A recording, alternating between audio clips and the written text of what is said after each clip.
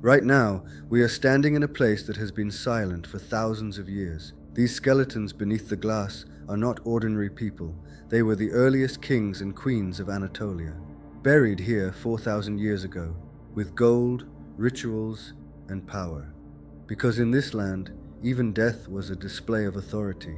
And now, we stand before the gate that protected that power. Bulls, lions, and gods carved into stone. This is not just a city. This is where the idea of a state was born in Anatolia. Welcome to Alacahoyuk. Welcome to the heart of civilization. Alacahoyuk was not an ordinary city. It was a sacred center where kings and priests shaped power through ritual. Every ceremony here was meant to connect the human world with the divine. But the true heart of this sacred center lies beneath the ground, inside the royal tombs. These are the royal tombs of the Hattians, one of the oldest ruling elites in Anatolia, buried here more than 4,000 years ago with gold, weapons, and sacred symbols. These were not ordinary graves. They were monuments of power, even in death. And among these graves, archaeologists found symbols that changed how we understand this civilization. Inside these tombs, archaeologists discovered objects unlike anything seen before: gold sun discs, ritual standards, and sacred symbols. They were not made for beauty. They represented the sky, the sun, and cosmic order. For the Hattians, power did not come only from weapons. It came from their connection to the universe. These symbols showed that kings ruled not just on earth, but under the authority of the gods. Over time, the Hattian civilization disappeared, but Alacahoyuk did not lose its importance. A new power arrived, the Hittites. They took control of this sacred center and adapted it for their own empire. Along the walls of Alacahoyuk, stone panels tell a silent story. These reliefs show priests, musicians, animals, and rulers in procession. They are not random decorations. They depict religious ceremonies and sacred festivals.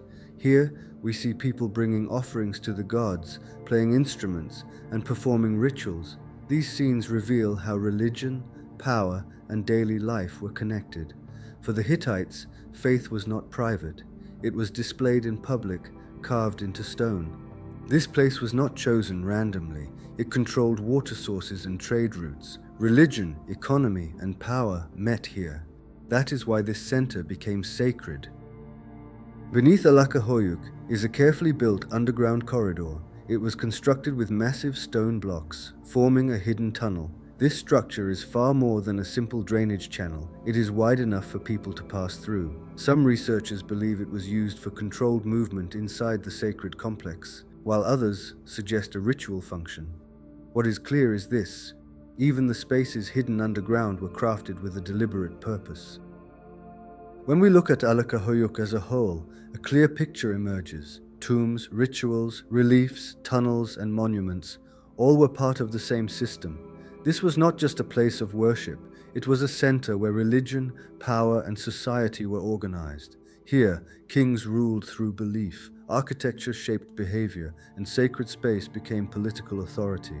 These stones do not only show rituals, they show how an empire wanted to be remembered. Through ceremonies, symbols, and monuments, power was turned into memory. Alacahoyuk was not built only for its time, it was built to last forever. From the Hattian kings to the Hittite emperors, generations used this sacred place to legitimize their rule.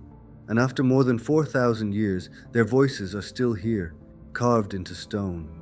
If you enjoy exploring stories like this, don't forget to subscribe.